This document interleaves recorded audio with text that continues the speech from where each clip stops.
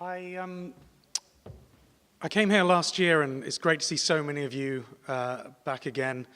It's brilliant that the forum is continuing to grow. 400 members now. I mean, that's an amazing amount of growth. This area of natural capital is really exciting at the moment, and the whole connections back to that sustainability movement, back to these other things going on. But natural capital is a bright, shiny thing. So when I came last time, I set out, if you remember, those of you that were in the room, there was lots of slides with workmen on them pointing out that actually this was all a work in progress. I'm pleased to announce we now do have a natural capital protocol, which is wonderful news. Thank you, thank you. So the protocol brings together the work of the Natural Capital Committee in the UK. It brings together the work that's going on in Colombia. It brings together the work that's going on in Australia. It brings together the business work that's been going on and tries to create a global framework where all of these things can come together. So there's 69 countries, for example, at the moment that have national level accounting in place or policies in place to develop that. All of those things need a framework that they can start engaging with business. And the protocol is developing that work that then engages with business, takes business through this process. We've already seen this, so I won't go through these in detail.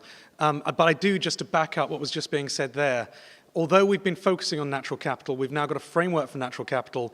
Every organization we're working with wants to have an integrated approach. The last thing that we need, now that we've got the natural capital protocol, is a social capital, a cultural capital, a heritage capital, because otherwise we'll end up just having to implement lots of different approaches. It's got to be one approach. We started with nature, because nature is the basis for all of these things to build upon. But we've got to make this integrated. We also, last year we just finished this, I think, and I had this slide in my pack when we were talking last time. This was the criteria that we said when we were working on the protocol, those adoption factors. It had to address those if we were going to release it. And the steering group board and the broader community think that the protocol is doing this. And the most important of those, I think, is the flexibility at this stage in the development. We have got a global standardized framework, but it isn't a standard. We're not at that stage yet. What we've got is a way of trying to think through the process here, and it's flexible, which means that organizations can come to this, no matter what they're doing, and integrate that into the processes of what they're doing on a day-to-day basis. Now, we need to move through, and there is a timeline here. One of the next things we're doing is a finance sector supplement. So we're looking at how finance starts linking in to what we've done with business. We're also then looking at reporting, disclosure. That's an important driver, but that isn't what we've been doing here.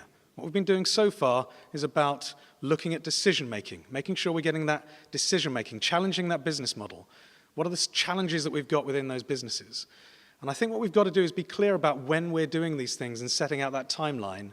If we just went straight to disclosure and reporting, what we end up with is compliance. We end up with organizations just doing the reporting, and that leads, as we were just hearing just a moment ago, that can lead to greenwashing. If we're starting from a point of view about making decisions and making sure we've got the right information to inform those decisions, that's a completely different prospect. So the protocol is designed specifically to help generate trusted, credible, and actionable information, okay? So it's there for businesses to help to inform their decisions. It isn't a reporting framework. It's there to help to make sure that when we make a decision, our relationship with nature is included in that. And it has a standardized approach, which is far too small to read here, so I do encourage you to go and download the protocol. The protocol is available under a Creative Commons license. It's all of these organizations that came together have put this together under a Creative Commons license, so it's available to everyone. And these are some of them commercial organizations that have given their IP to create something for the common good. And I think that as well is quite important here. All of the work is actually available to everyone to build upon at this global level. The protocol, though, is just a decision-making framework, and Will's going to walk us through a little bit more about this in a moment and about how this connects. But it is just those standard decision-making processes. It's why would you do something? What are you going to do? How do you do it? And then so what? So every decision you would make in an organization is probably going to follow that same sort of pattern. What this does is make sure that natural capital is included in that process. There were plenty of reasons why organizations are doing this. I'm just going to jump over a couple of these, but you can see the slides, or there's a lot more information on our website. There's a lot of people as well that are backing this. There's a lot of quotes from people now. If you remember that in the program that we were setting up, we started with about 30 organizations.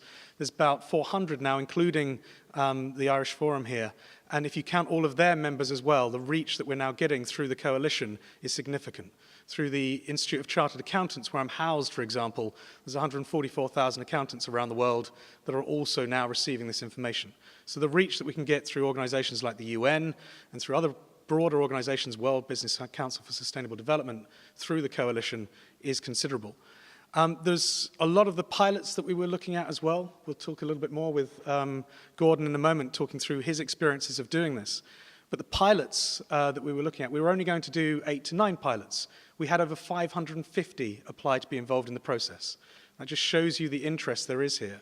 The reason why they wanted to do this is because most of them had found a hole. Most of them knew that there was a problem somewhere in their supply chain. They knew that there was a problem with some of the resources that they were reliant upon. They knew that there was a problem in a decision they were trying to make, and they didn't know how to include natural capital, the relationship with nature in that. So they've come with a specific issue. What they've now been doing is going through the process to try and address this so that they can then go to their investors, then go to the broader community, report on this at a later date about they found the hole and they're starting to do something about solving it. Of those piloting companies that we had involved in the program, there were over 50 in the initial program. Only 26 of those wanted to be named at that time, and I felt very comfortable with that because the others were looking at business model change. They were looking at issues that were significant to their business, and they wanted to try and address those. This isn't, once again, about reporting at this phase. Although communicating internally and externally is going to be an important factor, just to reiterate. The one thing I did want to do today is just to walk you through how some of these other initiatives connect up.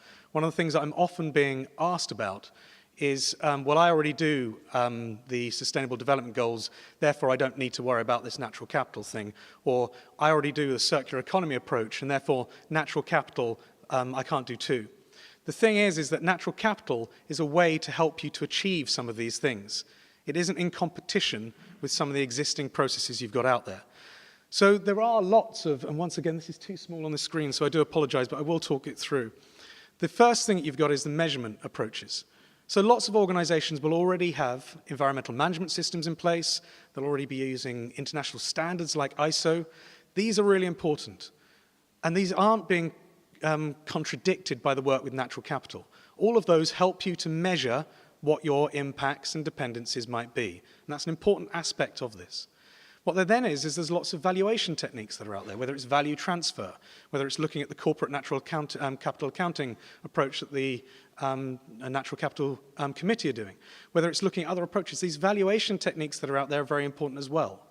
What the framework does here is it starts connecting these things up into a common process. What you then have after that is how does that valuation start informing the decisions? And this is the important thing here. You choose the data that you want. We were hearing earlier on about monetization. You choose the data you want based around the decision you want to influence. If you want to influence an investment decision, you probably need monetized figures. If you want to influence a decision around operations, you probably don't need monetized information. So collect the data that is going to be relevant to inform the decision. So start from that decision point again. Then all of these strategic approaches that we've had in the last year, the Sustainable Development Goals, the climate agreements last year, these are really significant directional pieces for all of us, whether it's at a national level, whether it's at a government level, whether it's an NGO. These are the things that are going to set out the direction over this next 10 years.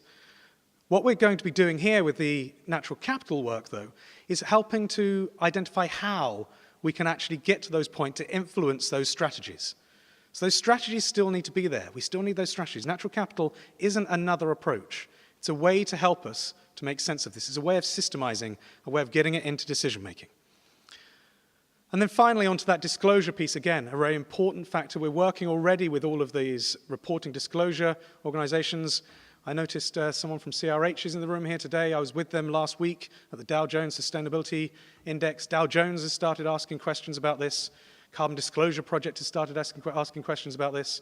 GRI is part of the process as well with what we're doing, integrated reporting. There's an announcement came out recently about how we're connecting up there. So all of these different pieces are really important, but natural capital is a way of making sure that we're getting the right information into these processes. It isn't something that is in competition with them. Finally, just two quick things. We've brought together all of the work that's been going on around the world, including we'll be putting more information out from this conference here and from other things that are going on around the world, whether it's the summit I'm going to in Spain later on today, or whether it's work that's going on in the White House that we're doing next week with them helping at a government level. All of this information is going onto one searchable database. So if you want to find out more about natural capital, about more events, the latest white papers, all of the work that the Natural Capital Committee is doing, all of that, you can go to the searchable database and find it. What we're doing then is we're taking people back out to the original authors. So we're not trying to hold that information. We know there's people out there that understand that, and we're taking them back out to it. So if you're working on papers, if you're doing information that is really interesting, we want to share that with people, get in touch and get it advertised through the hub, and we can make sure it gets out to a broader reach. The other thing is we have got a protocol application program. So the protocol is now available, and what we're doing here isn't a paid service, isn't a membership. What it is a way to bring the community together to start sharing experiences around this. So if you're interested in getting involved, if you're thinking about picking up the protocol, whether it is at a government level, whether it is at a business level, whether it's looking at it from an NGO lens, then come and have a conversation with us, because if we can share this information across the whole system, we're going to get a lot further in trying to make sure that this is embedded. I'm now going to hand over to Will, who's going to walk you through a little bit more detail about what the protocol is actually doing. Will was one of the people on the technical team that helped to develop the protocol. I am very aware that there's three men sitting up on the stage here, and I do apologize for that. It was a very diverse group of people. It just so happens in this session, and I do apologize again, there's